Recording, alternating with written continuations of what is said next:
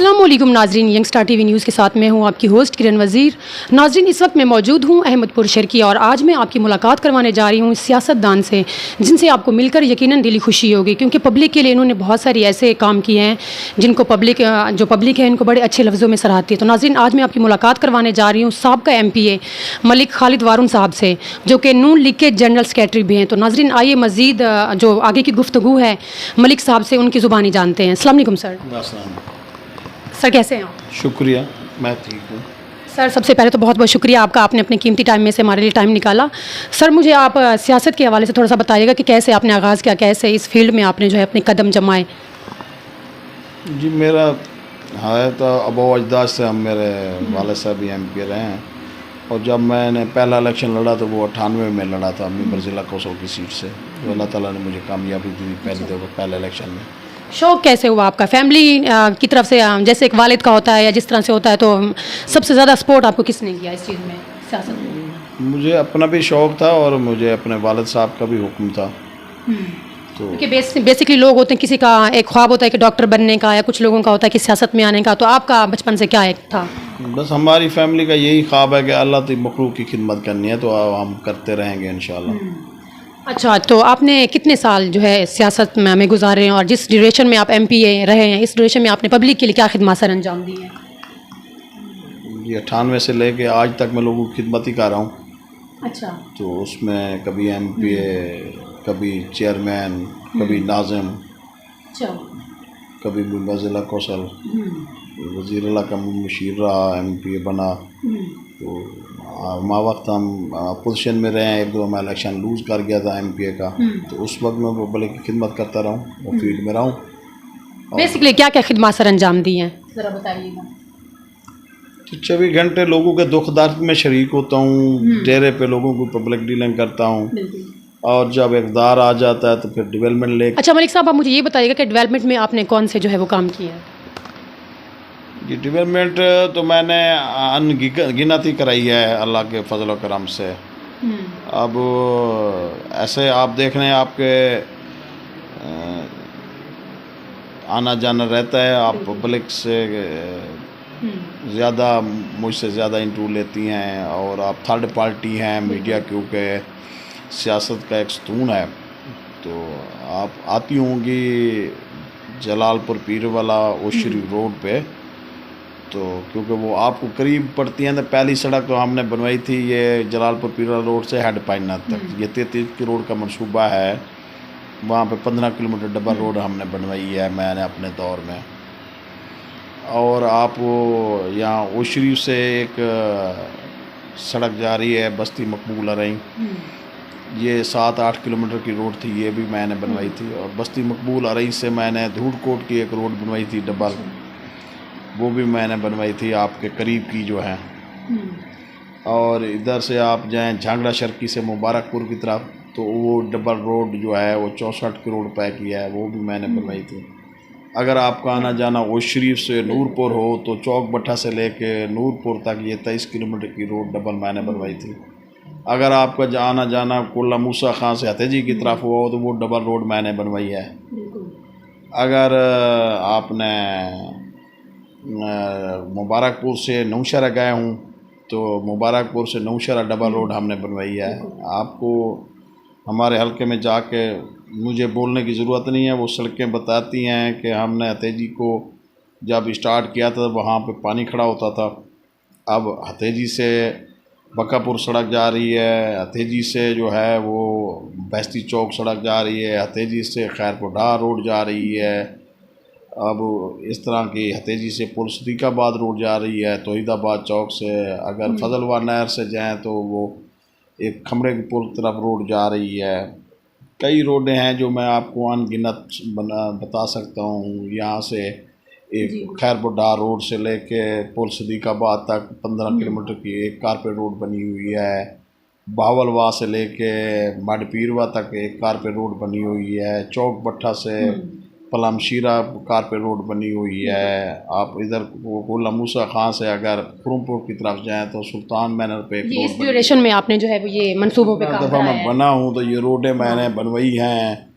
एक अली खाड़क से घड़ी खंडी की कारपेट रोड बनी हुई है। अच्छा मलिक साहब, ये कुछ माह पहले आपको एक ओहदा मिला था, उस ओहदे से रिलेटेड बताइएगा। कब की बात कर रही हैं? कुछ 2-2.5 माह पहले अच्छा, आपको मिला था ओहदा। वो मैं मियां हमजा शहबाज साहब का मशकूर हूँ कि मेरे हलके के लोगों की दुआओं की वजह से मुझे उनके साथ काम करने का मौका मिला था। तो वो चंद एक लोगों का वो हल्का, चंद एक लोगों को वो मिले थे, तो इसमें आपको भी उस वक्त उन्होंने कोई टीम बनाई थी अपने MPs को और MNS को और पब्लिक नुमाइंदों को लाहौर में फैसिलिटेट करने के लिए उन्होंने अपने 8 क्लब सेक्रेटरीट वज़ीर आला के हमें 5 बंदों को बिठाया था। उनमें भी मैं भी शामिल था कि वो हमें वो उन्होंने दफ्तर भी दिया था और इख्तियारात भी मुझे 3 डिवीज़न के दिए थे। DG Khan division, Multan division और बालपुर डिवीज़न को मैं डील करता था। उनकी डेवलपमेंट के लिहाज से, इंतज़ामी लिहाज से वो हम समझते हैं कि मेरी मेहनत का मियां हमजा शहबाज ने सिला दिया था कि भाई आप जो कारकुन हैं पार्टी के मेरा सरमाया हैं, और हम 5 लोगों को उन्होंने इज़्ज़त बख्शी थी कि हम उनके पॉलिटिकल असिस्टेंट थे। बिल्कुल। अच्छा मलिक साहब, हमारे हाई एजुकेटेड बच्चे बच्चियाँ डिग्रियाँ लेके जो है वो बैठे हुए हैं या फिर धक्के खा रहे हैं, रेफरेंस चाहिए होगा या फिर उनको जो है वो रिश्वत के बगैर काम नहीं हो रहे, तो आप क्या समझते हैं कि इसमें किसका किरदार है? और आपके पास अगर कोई नौजवान हमारा आए तो बतौर MN अगर आपको सीट मिल जाती है दोबारा इसमें इलेक्शन लड़ने के बाद, तो आप क्या खिदमत सर अंजाम देंगे? देखिए जी, ये जो यंग टीम को मियां शहबाज और मियां नवाज शरीफ का जो है ना, ये शायद आपको आपके नॉलेज में भी होगा और पब्लिक के नॉलेज में होगा, या शायद उनकी याद दहानी के मुझे दोबारा कहना पड़ रहा है कि ये पहली दफ़ा हुआ था कि मैं हमारी मुस्लिम लीग की गवर्नमेंट में मियां मेरे कैद मियां नवाज शरीफ और शहबाज शरीफ ने आपके जो बहुत बड़े स्कूल आपको नज़र आते हैं, सादे पब्लिक स्कूल नज़र आता है, HSA नज़र आता है, जो बड़े लोगों का ख्वाब होते थे, गरीब आदमी की पहुंच नहीं थी, तो मेरिट पॉलिसी पे मेरे कैदीन ने उनको आम लोगों के लिए खोला था। अब वहाँ पे आम गरीब आदमी का बच्चा भी पढ़ सकता है और दाखिला ले सकता है। वो मखसूस दाखिले हुआ करते थे बड़े कॉलेज और बड़े स्कूल में। इस तरह मियाँ शहबाज शरीफ और नवाज शरीफ साहब ने अपने अदवार में दानिश स्कूल खोले जो गरीब बच्चों के लिए थे, और उनसे जो बच्चे कामयाब होकर निकले हैं वो आला उहदों पे अभी पहुँचे हुए हैं। आपको शायद इंफॉर्मेशन होगी क्योंकि मीडिया को ज़्यादा इंफॉर्मेशन होती है, तो पब्लिक के लिए आप अगर चेक करें तो दानिश स्कूलों से बहुत मेरे हल्के के काफ़ी ऐसे बच्चे हैं जो अभी लेफ्टिनेंट भर्ती हुए हैं, कोई डॉक्टर भर्ती हुए हैं, मुख्तलिफ बच्चियाँ बच्चे और वो आला उहदों पे पहुँच चुके हैं दानिश स्कूल से पढ़ के। ये ऐसी बात सही कर रहे हैं आप। और जो नौकरी का ये आप देखेंगे कि पिछले दौर में लैपटॉप नौजवानों को मेरिट पे दिया गया, ये नहीं दिया गया कि वो PTI का कारकुन है उसको नहीं देना। मेरिट पॉलिसी मेरे कैदीन ने बनाई थी, और इंशाल्लाह आगे भी मेरिट पॉलिसी पे जो बच्चियाँ बच्चे इस मेरिट पे उतरेंगे तो इंशाल्लाह उनको नौकरियाँ मिलेंगी। और ये भी इशू बहुत ज़्यादा चल रहा है कि हमारे सियासतदानों के पास जॉब्स आती हैं, वो आगे जो है ना वो या तो वो बेच दी जाती हैं या फिर जो उनके रेफरेंस के लोग हैं या फिर उनको वो प्रोवाइड करते हैं, तो इसका क्या मसला है? देखिए जी, अब एलिगेशन तो हर एक के ऊपर लगते रहते हैं, लेकिन अल्लाह की रहमत है। मैं अपनी ज़ात के लिए कह सकता हूँ कि मैंने आज तक ना हराम खाया है, ना मेरे वालिद ने खिलाया है, ना मेरे दादे ने खिलाया है, ना मैं अपने औलाद को खिलाऊँगा, ना वो खिलाया है। अब रही बात कि भाई MPMA कोई एलिगेशन लगते हैं, कोई सच्चे होते हैं या झूठे होते हैं, वो उनकी अपनी खबर है। लेकिन हमारी पार्टी के जो कैदीन हैं, और मैंने यही आपको पहले भी बताया है कि हमारे कैदीन ने कभी नौकरियां बेची नहीं हैं और ना किसी का हल्फ तलफ किया है। और मुझे ज़रा हलकों के बारे में बताइएगा कि हलके कौन कौन से हैं अभी आपके? जी हल्के, एक तो मैं जहाँ से MPA बना हूँ वो PP 251 इसका अभी नाम पड़ गया है नई हल्का बंदी के हिसाब से।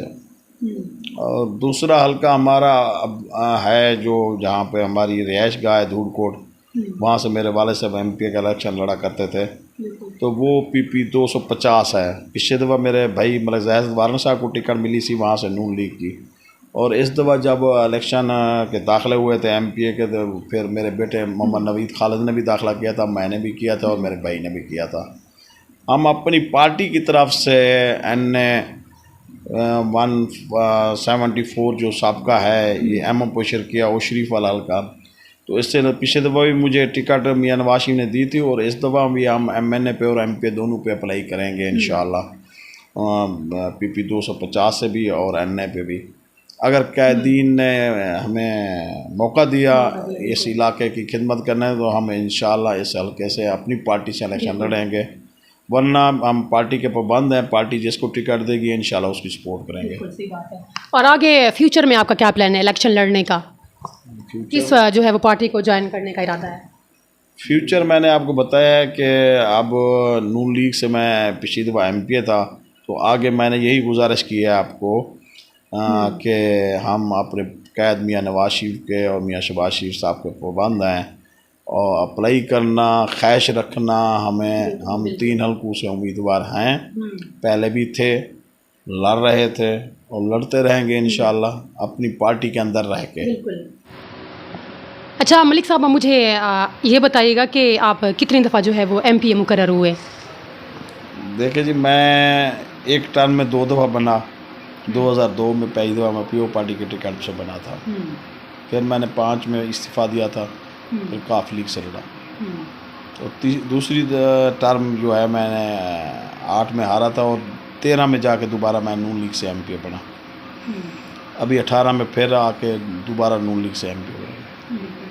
3 टर्म में MP रहा हूँ मैं। इलेक्शन मैंने 4 लड़े हैं MP के, एक टर्म में 2 दफ़ा लड़े हैं, एक दफ़ा काफ लीग से, एक दफ़ा तीनों इलेक्शन में आपको जो है वो सक्सेसफुल मिले? जी अल्हम्दुलिल्लाह, मुझे जो अल्लाह ने मेहरबानी फरमाई, हल्के के लोगों ने मेहरबानी की, तो अल्लाह ताला ने 3 टर्म में MP बनाया मुझे। डिपेंड ऑन द वर्क कि आप पब्लिक के लिए इतना अच्छा काम कर रहे हैं, तो जाहिर सी बात है पब्लिक कि भी अल्लाह पाक की मेहरबानी है और लोगों की मेहरबानी है कि मुझे इस काबिल समझा कि उन्होंने मुझे रिटर्न आने दिया। यही पब्लिक है जो हमें वोट देती है और बिठाती है सीटों के ऊपर, और उसी पब्लिक का ही हम ख्याल नहीं करेंगे तो फिर तो बेशक मैं यही अक्सर अपने इलाके के या बाहर असम्बली में यही कहता हूँ कि जो लोग लाने वाले होते हैं उनको देखना चाहिए, जो इस सीट पे ले आते हैं उनका ख्याल करना चाहिए। बिल्कुल। और सियासतदानों को क्या कहना चाहेंगे आप? बहुत सारे सियासतदान हैं, आप सियासतदानों को यही कहता हूँ कि वो अपनी बारी का इंतज़ार करें और लोगों की खिदमत करें और अल्लाह पाक उनको मौका देगा। जी तो नाजरीन, ये थे हमारे साथ साहबका MP मलिक खालिद वारून साहब, जिनके साथ बहुत ही अच्छी गुफ्तगू रही हमारी। सियासत से रिलेटेड भी उन्होंने हमें बताया और जो हमारी यंग स्टार को किस तरीके से जॉब की जो है वो फैसिलिटी फ्राहम हो सकती है गवर्नमेंट से जो रिलेटेड है, इस हवाले से भी उन्होंने हमें बताया कि इंशाल्लाह आपकी नेक्स्ट किसी ऐसी हस्ती से मुलाकात करवाएंगे। तब तक अपनी होस्ट किरण वज़ीर को दीजिए इजाज़त। अल्लाह हाफिज़।